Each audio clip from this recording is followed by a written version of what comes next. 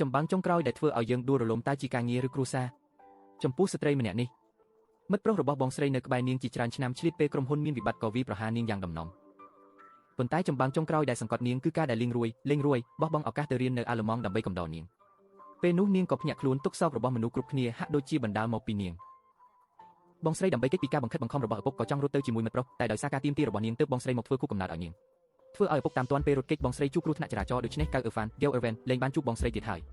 អ្វីដែលរងចាំគឺដំណឹងគ្រោះថ្នាក់គេទម្លាក់កំហុសទាំងអស់លើ Lu Fang Ning លោកវែងនឹងហើយទ្រាំធ្វើជាជំនួយការនាងអស់3ឆ្នាំ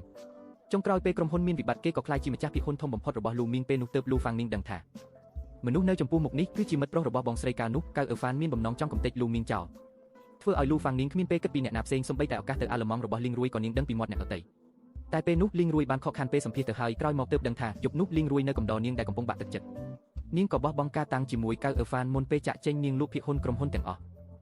ហើយសូមឲ្យពូជួយលីងរួយទទួលបានឱកាសសម្ភាសម្ដងទៀតរៀបចំគ្រប់យ៉ាងរួចរាល់នាងក៏សម្រេចចិត្តចាក់ចេញដោយមិនលាតែមិនយូរប៉ុន្មាននាងដឹងថានាងមានកូនរបស់លីងរួយពេលនោះលីងរួយទើបតែបានទៅនៅអាល្លឺម៉ង់ដើម្បីកុំឲ្យគេបែកអារម្មណ៍ Lu Fang Ning សុខចិត្តរ៉ាប់រងគ្រប់យ៉ាងតែម្នាក់ឯងក្រោយមកមើលឃើញកូនប្រុសកាត់រកខ្លួនពីក្បាលដល់ចុងជើងបូករួមទាំងអាយុរបស់យូយូទៀតដូច្នេះលូយូយូមិនដែលបានជួបមុខឪពុកទេនាងគិតថារងចាំកូនធំសិនចាំឲ្យពួកគេជួបគ្នាតែនឹកមិនដល់ថាលូយូយូលួចហោះមកប្រទេសចិនវិញដោយដែលសិនជួបបានគិតទុក Lu Fang Ning ក៏ប្រញាប់តាមមកវិញដោយសារពួកគេបង្កើតយីហោគ្រឿងសង្ហារឹមរួមគ្នាហើយត្រូវការរៀបចំពិព័រណ៍ក្នុងស្រុកជាបន្ទាន់តែ Lu Fang Ning នៅតែស្ទាក់ស្ទើរមិនហ៊ានសម្រេចចិត្តទើបសិនជួបប្រាល្បិចបង្ខំឲ្យ Lu Fang Ning ត្រឡប់មកប្រទេសចិនវិញ Lu Fang Ning សម្រេចចិត្តថាមកដល់ហើយក៏តាមដំណើរចាំបញ្ចប់ការងារក្នុងស្រុកសិនចាំគិតទៀតតែការគេចវេះមិនអាចឈ្នះនិស័យទេថ្ងៃដំបូងដែលចេញក្រៅនាងក៏ឃើញរូបថតរបស់លីងរួយពេលនាងបំរុងចាក់ចេញក៏ឃើញលីងរួយកំពុងជែកជាមួយមិត្តរួមការងារប្រហែលជាបែកគ្នាយូរពេកឬក៏មានអារម្មណ៍ថាខ្លួនខុស Lu Fang Ning ក៏ពួនដោយមិនដឹងខ្លួន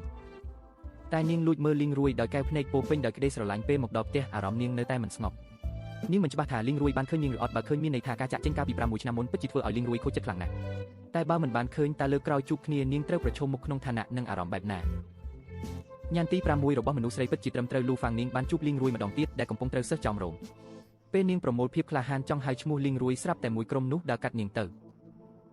ភាពខកបំណងនឹងឯកាចូលមកគ្រប់ដណ្ដប់ Lu Fang Ning ភ្លាមដើម្បីកុំឲ្យជួបគ្នាទៀតនាងជ្រើសរើសដើរទៅផ្លូវម្ខាងទៀតតែពេលបត់ត្រង់ផ្សារទំនើបនាងក៏ឃើញលីងរួយនៅឈរមាត់ទ្វារខណៈដែលនាងកំពុងលួចសម្លឹងមើលផ្ទៃមុខដ៏សង្ហារបស់គេលីងរួយហាក់ដូចជាដឹងខ្លួនមុនហើយដើរសម្ដៅមកនាងខានជួបគ្នាយូរហើយតើមានរឿងអីហ្នឹងនេះជាការបោះពុម្ពលើកទី2មែនទេខានជួបគ្នាយូរហើយកាហ្វេសម្រាប់អ្នកស្រីអរគុណកាហ្វេនេះញ៉ាំឲ្យតិចទៅក្រពះអ្នកមិនសូវល្អទេ Lu Fang Ning ឆ្ងល់នឹងការយកចិត្តទុកដាក់ភ្លាមនេះតាមពិតលីងរួយបានជ្រើសរើសធ្វើជាមើលមិនឃើញពេល Lu Fang Ning កំពុងអង្គុយគិតពីចិត្តរបស់លីងរួយស្រាប់តែគេងាកមកសួរតើអ្នកមានរឿងអីមែនទេមិនបានប្រាប់ខ្ញុំសោះ Lu Fang Ning ស្មានថាលីងរួយដឹងរឿងយូហើយគេដើរចូលមកចិត្តធ្វើឲ្យ Lu Fang Ning ភ័យស្លន់ស្លោតែតាមពិតលីងរួយគ្រាន់តែយកឯកសារដែលច្រឡំមកឲ្យវិញប៉ុណ្ណោះហើយបបួលញ៉ាំបាយជាមួយគ្នាមិនមានការស្ដីបន្ទោសមិនរំលឹករឿងចាស់ធ្វើឲ្យ Lu Fang Ning កាន់តែមានអារម្មណ៍ខុសនាងក៏ប្រមូលភាពក្លាហានសុំទោសរឿងដែលចាក់ចេញកាលពីមុនយ៉ាងម៉ឺងម៉ាត់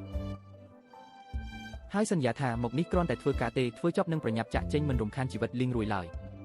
លីងរួយគ្រាន់តែបញ្ជាក់ថាគេយល់ពីបំណងរបស់ Lu Fang Ning តែមិនបាននិយាយថាលើកលែងទោសឬអត់ទេចុងក្រោយបាល់ទាត់មួយដែលហោះមកបានបំបែកភាពអៀនខ្មាស់រវាងអ្នកទាំងពីរលីងរួយស្ទុះទៅអប Lu Fang Ning ដោយមិនដឹងខ្លួនអារម្មណ៍ដែលត្រូវបានការពារដ៏សាំធ្លាប់នេះធ្វើឲ្យ Lu Fang Ning ធ្វើខ្លួនមិនត្រូវនាងក៏ប្រញាប់រត់គេចចេញពីកន្លែងនោះម្ដងទៀតចំណែកលីងរួយមើលទៅ Lu Fang Ning ដែលចាក់ចេញគេក៏ញឹមចុងមក